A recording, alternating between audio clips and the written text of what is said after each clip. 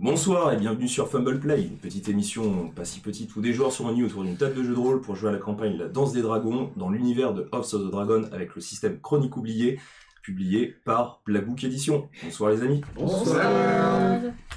Épisode 3 ce soir. Oui. Ouais. Ça y est, on en est déjà à l'épisode 3, ça avance. Ça avance. On espère en tout cas que vous appréciez les deux précédents. En tout cas, nous on continue, on a bien apprécié. Oui. Ouais. Et c'est pour ça qu'on poursuit. Oui. C'est fou. C'est fou. Ouais. On est obligé d'apprécier qu'on poursuit. Logiquement. Donc, résumé de l'épisode 3, qui va être fait par Max. C'est ça. Alors du coup, dans l'épisode précédent, on avait Monsieur Hightower, la main du roi, qui avait décidé de mener le procès de Célise à Villevieille, donc le déporter de là où on était actuellement. Suite à ça, on s'est un peu posé beaucoup de questions parce que le meurtre nous a surpris. Rayam et Gwensen ont décidé de partir vers les cachots pour pouvoir s'entretenir avec la dite Gwensen. Non, Célise, pardon. Et Gwensen, elle a été alpaguée, on va dire, gentiment par le septon Loras, qui a eu une discussion avec elle que nous ne savons pas. Elle le sait. Vous savez. Vous savez. J'en savais des choses comparées à nous, bordel. Nous, on a été voir John Florence pour discuter un petit peu stratégie, position de la maison, et il nous a donné ses couleurs, on va dire. Voilà, il a fait son choix. Vous savez. Maintenant, à voir pour nous. Moi-même, j'ai reçu un petit message par un page de la famille Tyrell qui m'invite à avoir un petit rendez-vous vers midi. Et du coup, bah, on en était là. Et la suite après le générique.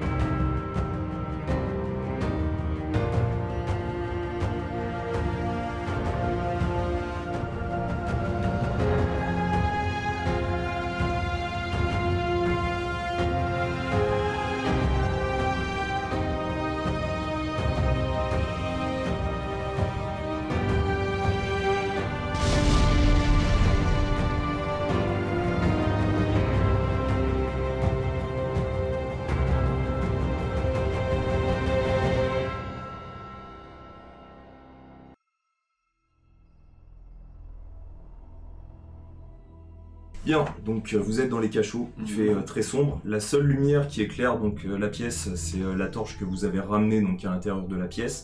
On avait fermé la porte, vous étiez seul avec Célise, donc votre sœur.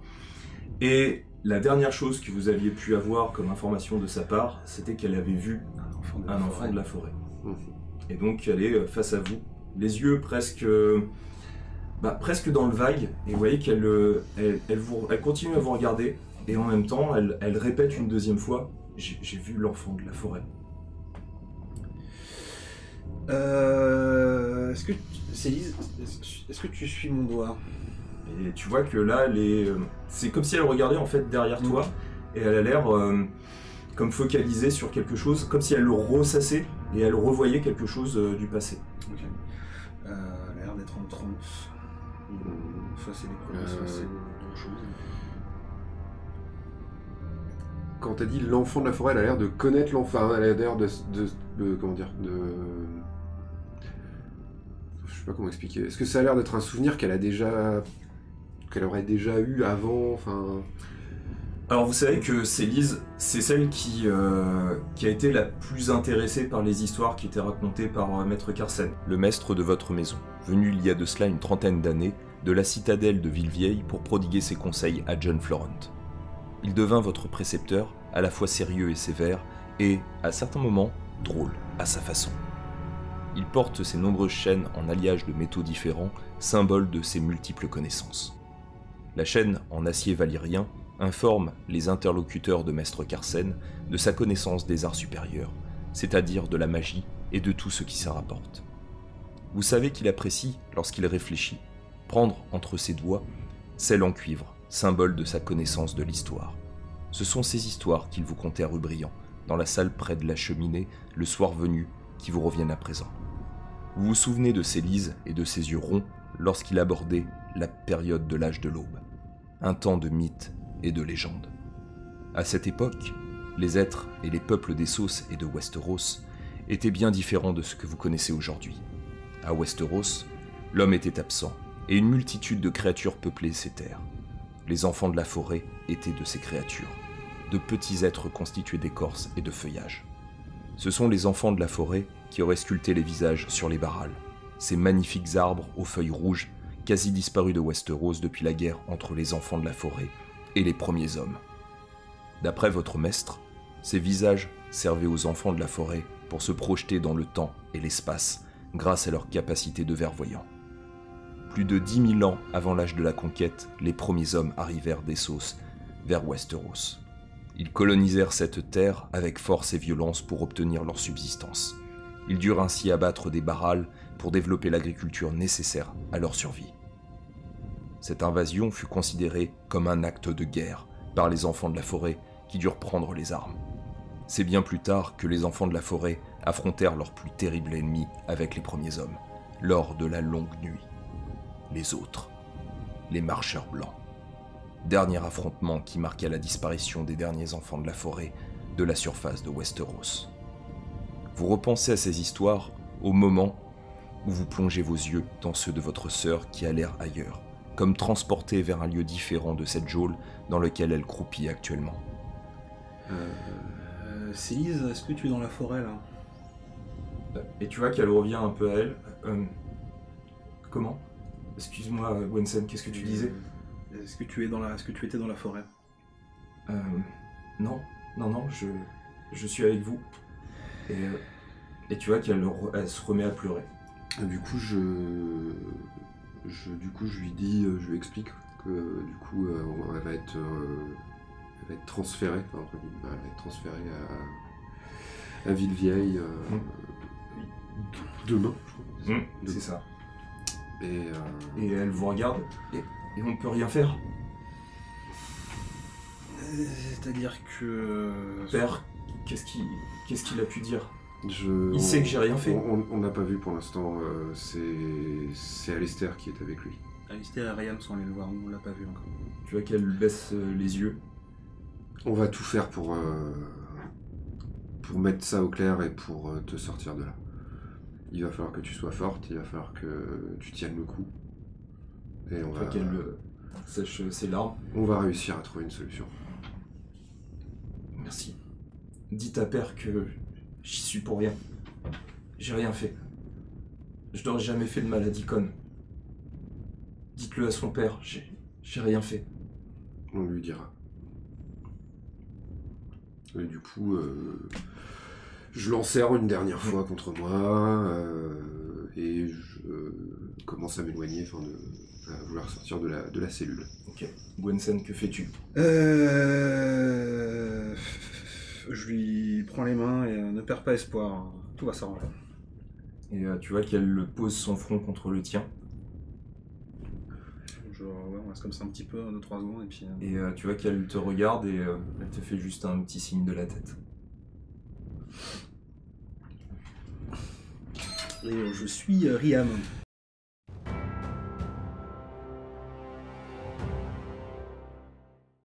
Vous sortiez de la chambre tout en repensant à votre entrevue avec Lord Florent. Sa prise de position ne vous étonne pas. Il a toujours été déterminé à respecter sa parole donnée, même si celle-ci fut sans doute hâtive. Arador, tu ne peux t'empêcher de repenser à la générosité de John Florent. Il t'a accueilli, toi, le vassal, seul héritier de ta famille, la maison Graves. une famille exterminée lors du conflit qui opposa les Blackbars aux Florent. Heureusement, Alekin et John Florent portèrent secours à ta maison. Il fut trop tard malheureusement pour ton père et ta mère. Dernier de ta lignée, tu serres le poing en revoyant le visage de Reuben Blackbar lors de la décision de la main du roi d'emmener Célise jusqu'à Villevieille pour son procès.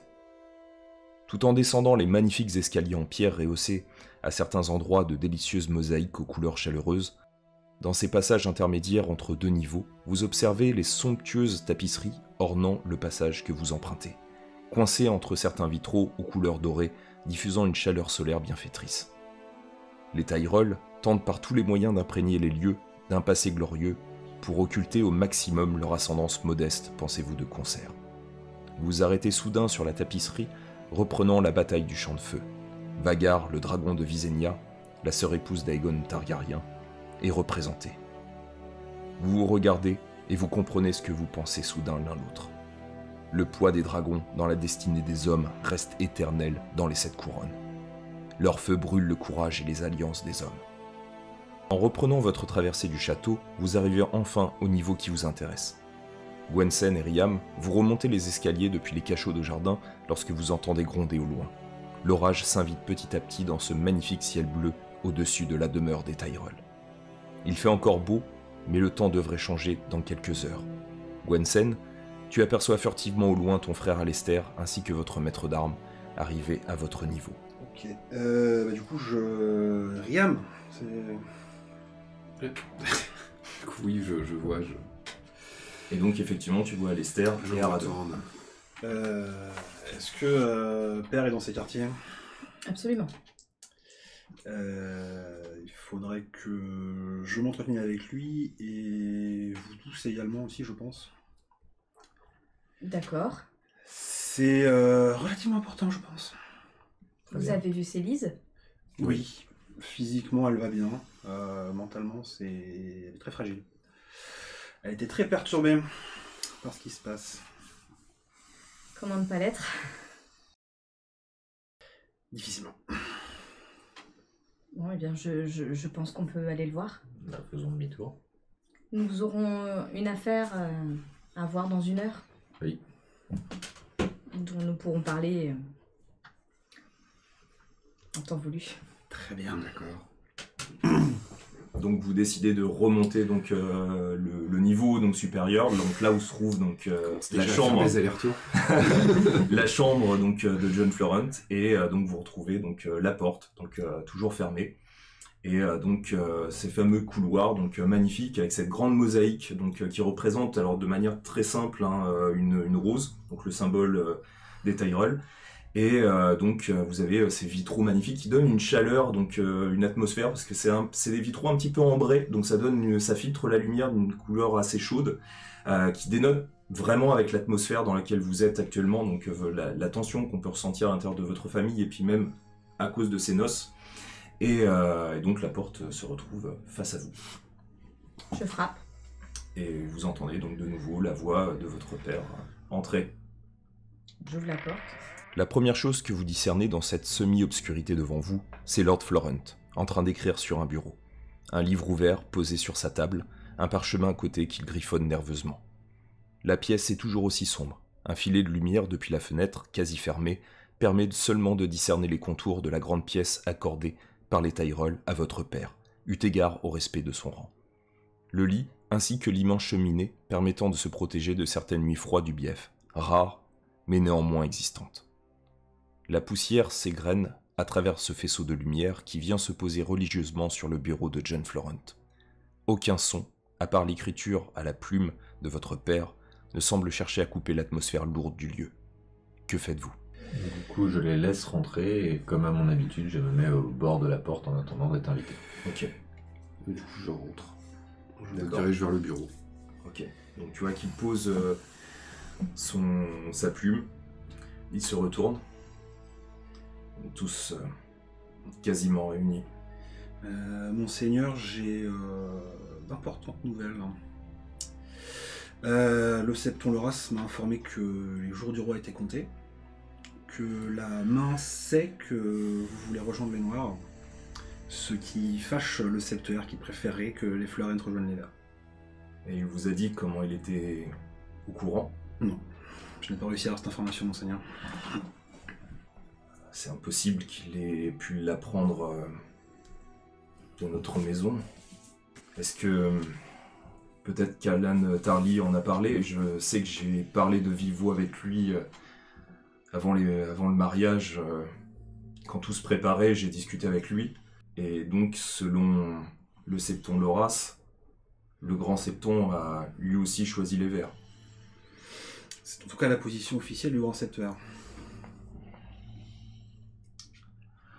Et il sait pour Alan Tarly et son choix. S'il le sait, il me l'a pas dit. Qu'il se retourne vers toi, Lester. Qu'en penses-tu? J'en pense que si malheureusement une huile ne nous suit pas dans notre choix, nous serons malheureusement la seule maison à nous orienter vers les noirs.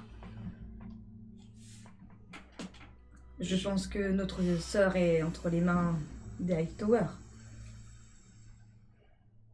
J'ai promis à Rhaenyra que je serai de son côté. Je ne connais pas Aegon. Je sais que Viserys veut que sa fille monte sur le trône de fer. Pour moi, Aegon n'est pas légitime.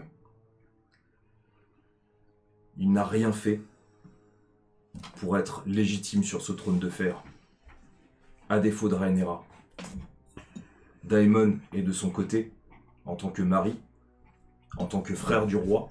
Je ne romprai pas le vœu que j'ai fait envers Rhaenyra. Le seul moyen maintenant, pour nous sortir de là, c'est de trouver un moyen de libérer Célise et de faire en sorte que le Bief se tourne vers les Noirs. Ça ne sera pas une mince affaire. Non. La main du roi est présente ici et il appuie fermement. Maintenant, à savoir si Alan, avec ce qui s'est passé, mais tu vois que il a du mal à en dire plus, avec ce qui s'est passé, s'il a basculé de l'autre camp. D'autant que d'après la loi de Jaehaerys Ier, c'est le premier descendant mâle qui devrait monter sur le trône. Jaehaerys était ce qu'il était, un bon roi, mais Rhaenyra est de la même trempe. Elle est courageuse. Aegon est influencé par Alicent, sa mère. On sait ce que ça veut dire. Et vous êtes au courant. Alors, ça n'a jamais été dit officiellement, ça a toujours été des on-dit, mais Alicent était très proche de Jaehaerys, surtout à la fin de sa vie. Et on dit que à la fin de sa vie, Alicent, qui était au chevet de Jaehaerys, aurait pas prodigué que des soins palliatifs à son vieux roi.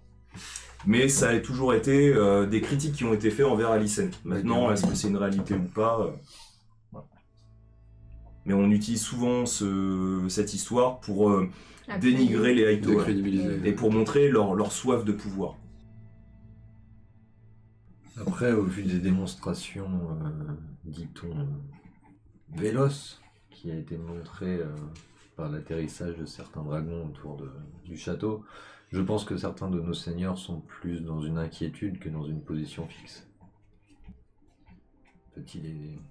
Peut-on peut-être les aider à y voir un peu plus clair, car il ne reste qu'une menace. Le seul que je peux voir comme influençant les autres, c'est Unwin. Les pics ont toujours eu une place particulière dans le Bief. S'il y a bien une personne qui peut essayer de les influencer actuellement, c'est lui. Sachant que les Pics sont liés aux Florent de deux manières. Historiquement, car selon la légende, la maison Pic aurait été fondée par Floris la Renarde, fille de Garth Mainverte, tout comme la maison Florent. Il est à savoir que durant le long règne de la maison Jardinier sur le royaume du Bief, c'est-à-dire avant la conquête, les Pics servirent souvent de conseillers au roi du Bief. Faisant partie de leurs plus puissants vassaux, ils tissèrent des liens matrimoniaux étroit avec la famille royale et les autres nobles du Bief. Au cours du Grand Conseil de 101 qui se conclut par la volonté des grands de Westeros de n'accorder le pouvoir royal qu'à la descendance mâle des Targaryens, les Picts soutinrent les prétentions au trône de fer du futur Viserys Ier Targaryen contre le fils de la princesse Rhaenys Targaryen, Laenor Velaryon. Enfin, les Picts sont rattachés au Florent par le mariage conclu entre votre grand-père, Rayam le Fort, et Lorena Pict, la grande tante d'Unwin Pict. En y repensant, Alester, tu cherches à te remémorer la position castrale des Picts. Tu te souviens que le blason de cette maison représente les 3 forteresses que la maisonnée possède depuis plusieurs siècles. Petrebourg, Bois-Blanc et Stelpic, leur résidence actuelle. Ta sœur Gwensen te tire soudain de tes rêveries en prenant la parole. Il faudrait aussi qu'on arrive à prouver que Célise a été empoisonnée. Ou en tout cas droguée. Pour moi, elle l'a été. Tu le penses? Oui. Penses-tu que Loras aurait pu prêcher le faux pour avoir le vrai? Pour notre orientation? C'est possible. C'est peut-être un moyen de pression, au-delà de vraiment savoir vers qui nous nous orientons. Tu ne lui as pas dit que tu étais au courant? Non. Très bien. Je vais toujours aller voir la main du roi, essayer de voir si je peux l'influencer d'une quelconque manière pour déplacer le procès et puis qu'il se fasse ici, mais je suis pas sûr qu'il accède à ma requête. En tout cas, de mon côté, je vais essayer. Étant donné les conditions de détention de Célise, je ne pense pas qu'il accepte. C'est-à-dire, Elle est retenue dans des Dans du cellules, droit commun. Dans du droit commun. C'est... tu vois qu'il serre les dents. Je pense pas qu'ils aient pour objectif de la faire aller jusqu'à un procès. C'est inadmissible. Je vais en parler à la main du roi. Ce n'est pas normal que Célise soit dans un cachot à pourrir en sous-sol. Donc d'après tes dires, il chercherait à la faire taire. Ou à la faire disparaître, oui, je pense. Mais vous a-t-elle dit quelque chose qui pourrait vous orienter sur quelconque indice? Elle ne se souvient de rien. À partir Elle se de souvient quel moment? Simplement être rentrée dans la chambre, avoir bu un verre, Avec son mari. et rien. Et impossible de remettre la main sur le vin qu'ils ont bu, évidemment. Et effectivement, après donc les propos d'Ariam, vous vous rappelez que vous aussi, même si vous avez été choqué, l'une des choses dont vous vous rappelez, c'est qu'il n'y avait aucun pichet de vin et de verre à l'intérieur de la pièce où se trouvaient donc Célise et Deacon. Elle a eu un propos étrange pendant qu'on discutait. Elle a parlé d'un enfant de la forêt. Oui. Elle aurait vu un enfant de la forêt. Est-ce que ce serait un contre-coup de ce qu'on lui a donné? Est-ce que la tragédie dont elle a été la Victime? témoin aurait dérangé un peu les souvenirs? Je sais pas. Ce n'est pas pour dénigrer Dame Célise, mais elle a toujours eu un penchant pour ces histoires Je me souviens. du passé. Oui, mais quand elle nous a dit ça, elle avait le même genre de regard halluciné que peuvent avoir certains soldats à qui on donne certaines plantes avant de les opérer. C'est des symptômes qui peuvent se manifester plusieurs heures après.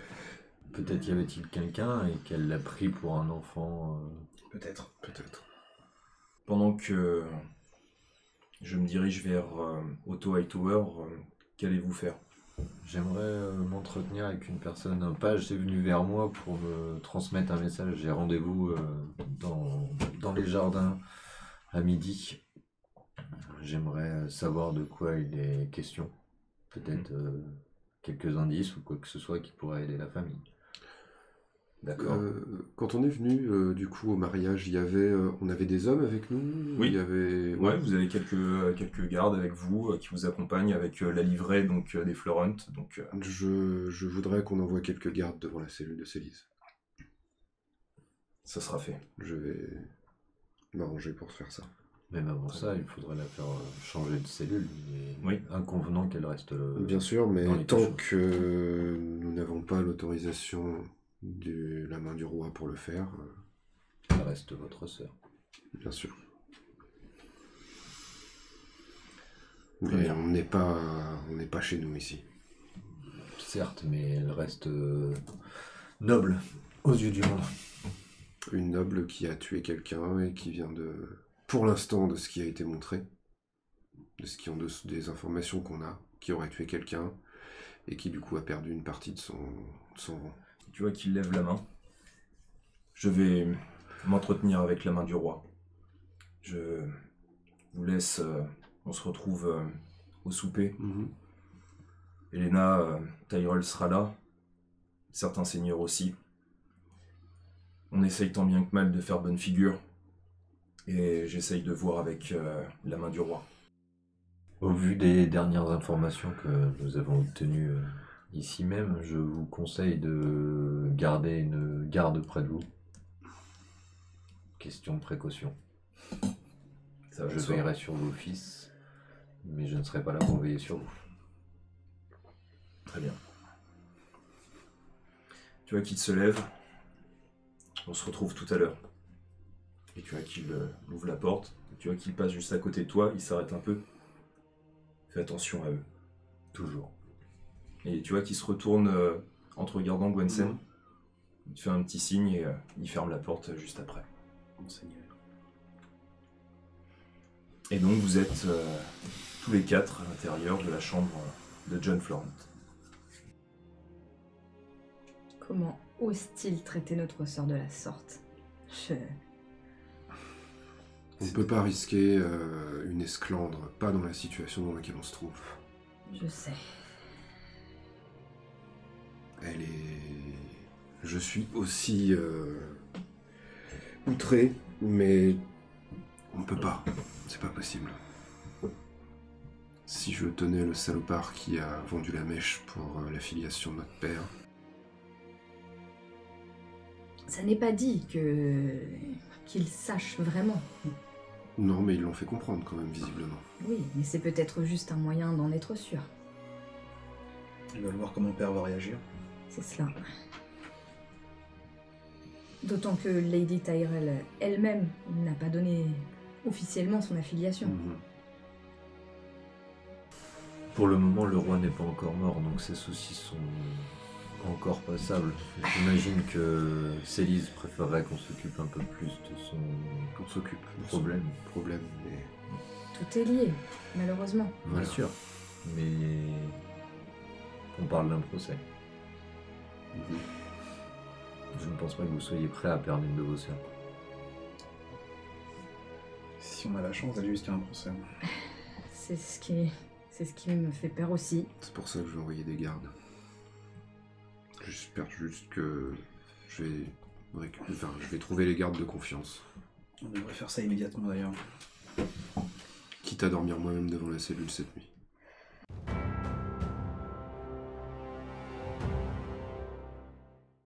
Tout en redescendant en direction de l'extérieur pour vous diriger vers les tentes de quelques hommes d'armes, Florent, vous pouvez une nouvelle fois observer la beauté du fief des Tyrell.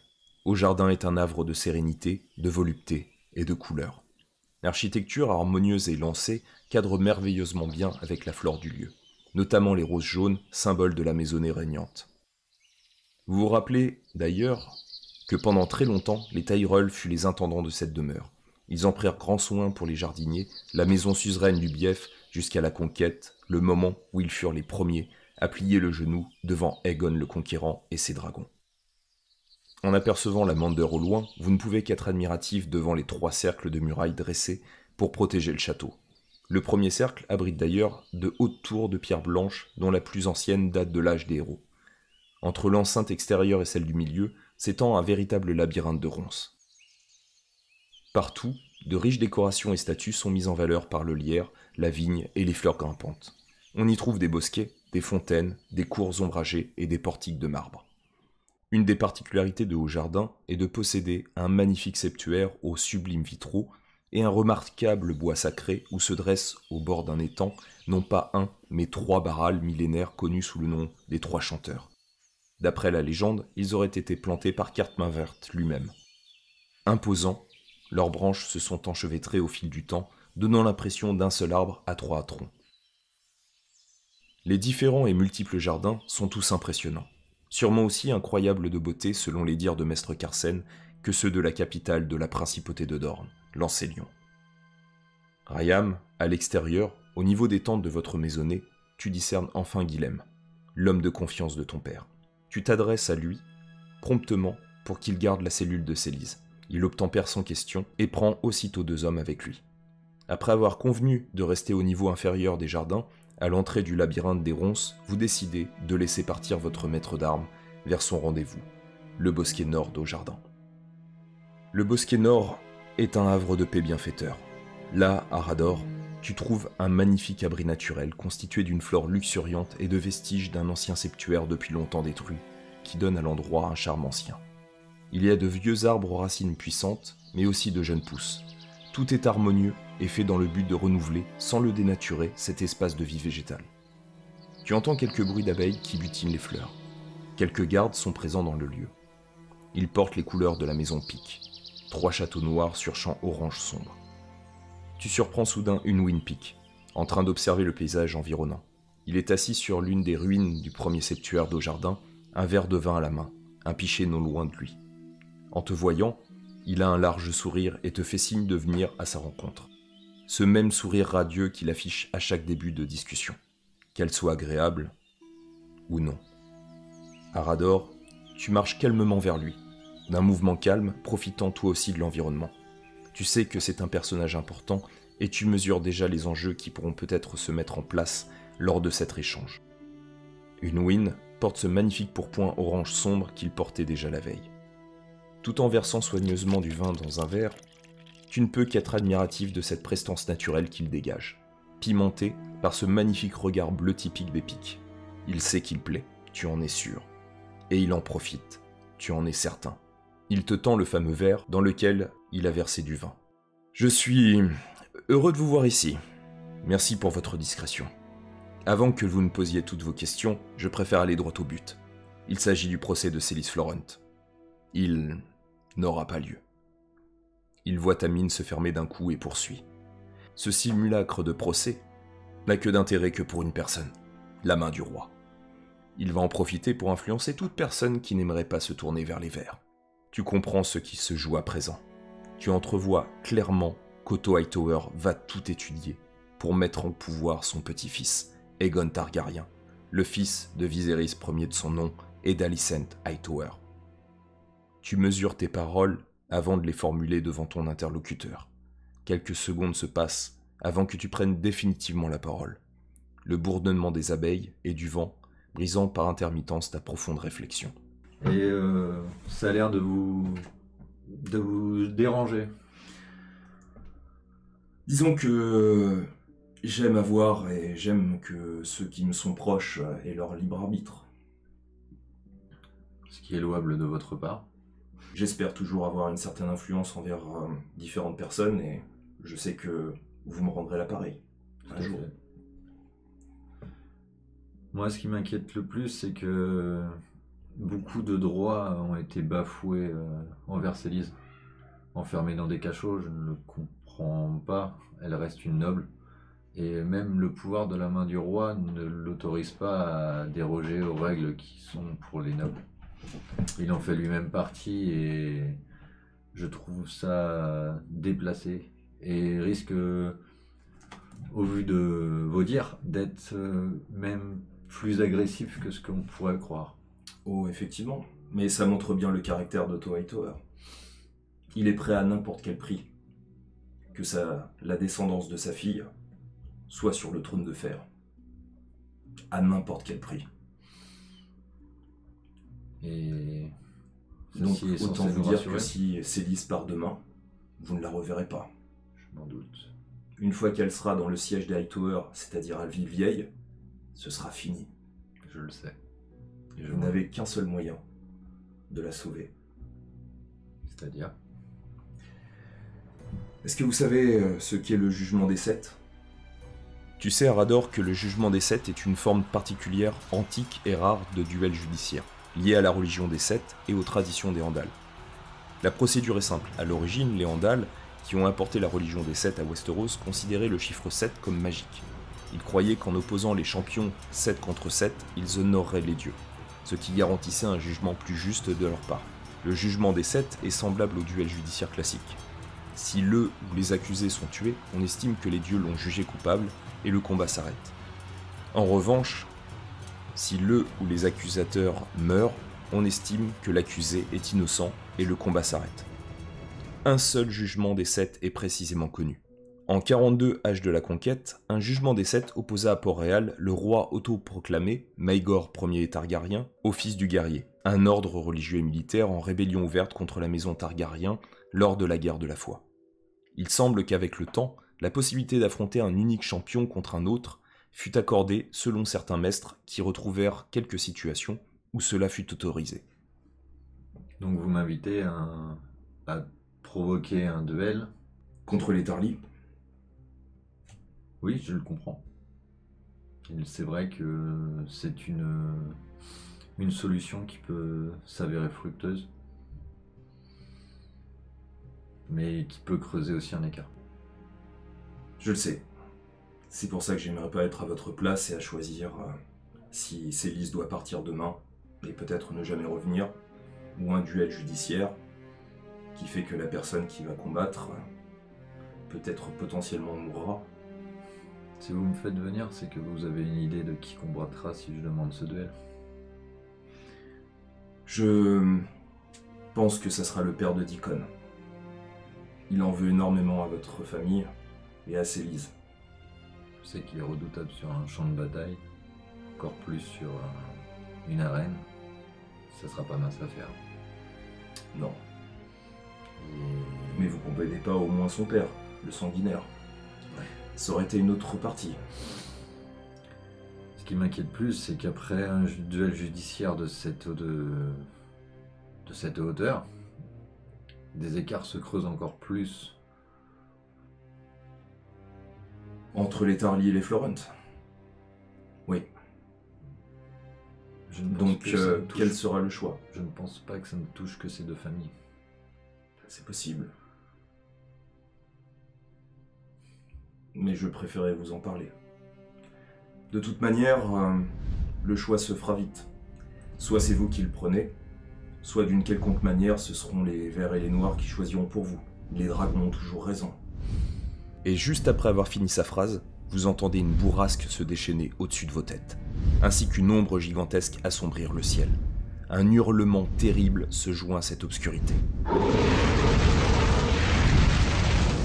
Vagar, le terrible dragon centenaire, majestueux et impressionnant, dépasse votre espace et part prestement en direction de l'est. Ce même dragon, te dis-tu Arador, qui fit plier avec le dragon Meraxès, le roi du Nord, Torren Stark, devant Aegon le Conquérant lors de la conquête. Tu vois qu'Unwin t'observe longuement, puis... Il regarde dans le ciel, il voit cette ombre qui se décale petit à petit en direction de l'est. Je crois même que ça a déjà commencé. Aemon d'un œil est parti, avec Vagar, sûrement en direction de Port-Réal, voir son frère. Il doit sûrement lui rapporter ce qui doit se dérouler ici. J'imagine. J'en tiens note. Je prendrai mes décisions. Mais elles ne seront pas à la volée. Je ne peux pas me le permettre. Je comprends. Ce n'est pas moi qui porte l'ordre. Bien. Dites-leur et sachez que je serai toujours un allié de votre famille. Un allié, j'en suis sûr. Au plaisir de se revoir. Au plaisir.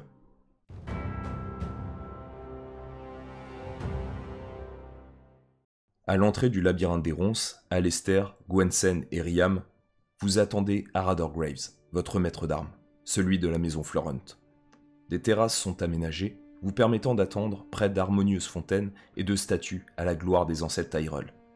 Quelques servants sont venus vous apporter quelques grands crus d'Hippocras, cette boisson à la base de vin, sucrée et aromatisée aux épices, liée au domaine agricole prospère du siège de la maison Tyrell.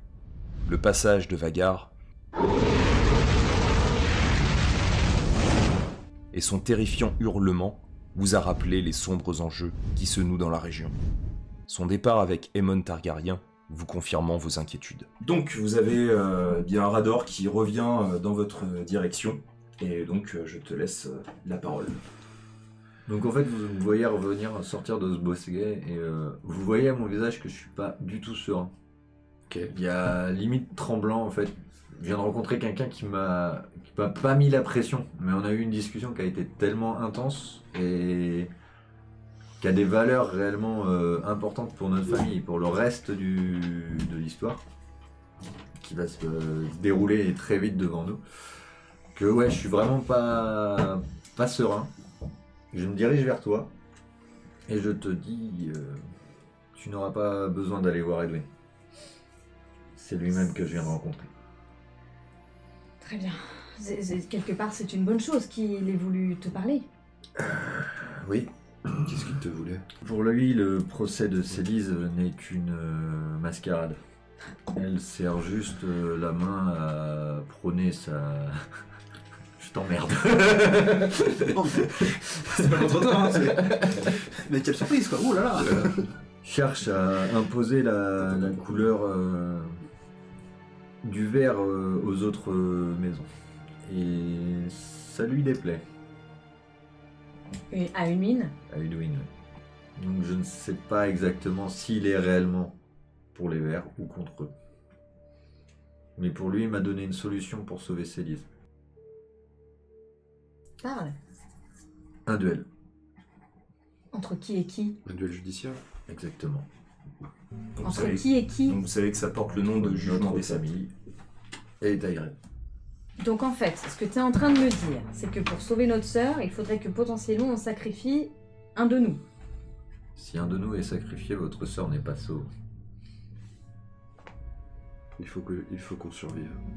Oui. Parce que vous savez que pour le jugement des sept, donc il s'appelle comme ça, c'est un duel judiciaire qui oppose donc la personne incriminée et l'incriminant. Donc en cas donc les Tarly contre les Florent, il y a un champion qui est choisi. Les champions combattent, celui qui gagne donc remporte en fait le procès parce que c'est au nom des dieux, donc ça serait en fait une sorte de lien avec les sept. Les sept auraient choisi celui qui survit, c'est pas celui qui exactement. gagne. Ouais. Celui qui survit, mais donc celui qui remporte donc le procès. Donc ce duel judiciaire qui prouve en fait l'innocence donc de la personne incriminée ou de la personne coupable si c'est la personne donc qui a intenté le procès, qui combat et qui gagne. Ce qui veut dire concrètement qu'effectivement, le champion de votre maison, s'il perd, comme c'est un duel à mort, il meurt, mais ça veut dire aussi que Célise doit Voilà. mourir. C'est en ça que je parle de sacrifice, c'est que c'est tout ou rien. Et étant donné que notre sœur a déjà été piégée, je serais prête à parier que le duelliste aussi. Au vu de l'adversaire, je ne pense pas que ce duel soit trafiqué. Si c'est le jugement des 9, c'est des 7. C'est techniquement les dieux en fait qui décideront. Donc si la maison Tarly ne veut pas se mettre les dieux à dos, ce ne sera pas trafiqué. Et selon Edwin... Une mine. Edwin, oh putain. Ouais, bon, entre les 7 et les 9. Edwin. Il serait possible que ce soit le père de la famille qui prenne ce duel, au vu des griefs qu'il a envers nous. Et donc, une mine t'en a parlé parce que les Tarly en parlent, ou c'est parce qu'il essaye de nous trouver une porte de sortie? Je pense qu'il essaie de nous trouver une porte de sortie. Donc on parle quand même potentiellement d'envoyer notre père à la mort là. Non. Non, ce serait Tu le sais père très- Tarly, mais ce serait à nous de choisir entre nous qui serait le duelliste. Représentons notre famille. Oui, c'est soit toi, soit moi. Autant vous dire que le choix est restreint. Je ne peux pas prendre le risque d'envoyer Rayam à ma place. J'ai juré protection à votre famille. On ne peut pas exiger ça de ta part. Je refuse que potentiellement tu meurs à ma place. Vous voulez envoyer qui d'autre? moi. C'est impossible. On ne pourrait pas perdre 2 enfants en même temps. Ryan, tu es l'épée de cette famille. Et toi la plume. Et la suite au prochain épisode.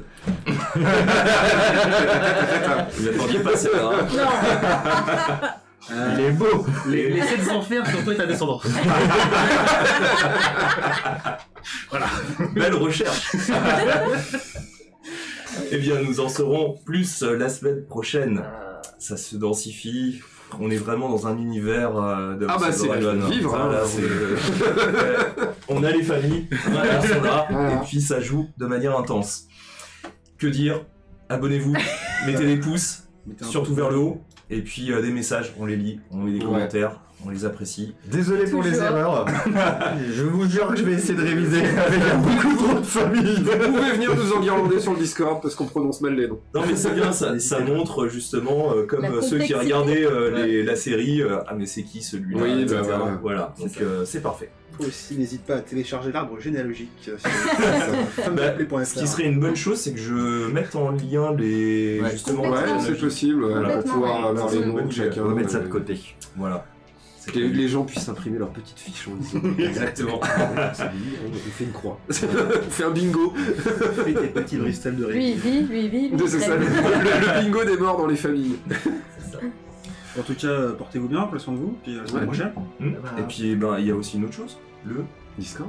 J'en ai parlé. Ça y est Ah, d'accord. d'accord. Dur d'oreille, moi. J'ai dit qu'il fallait bien nous enguirlander sur le Discord. Hop là, j'ai un dé de 20. Bah, à la semaine prochaine. À la semaine Voilà. prochaine. Salut, salut. Salut.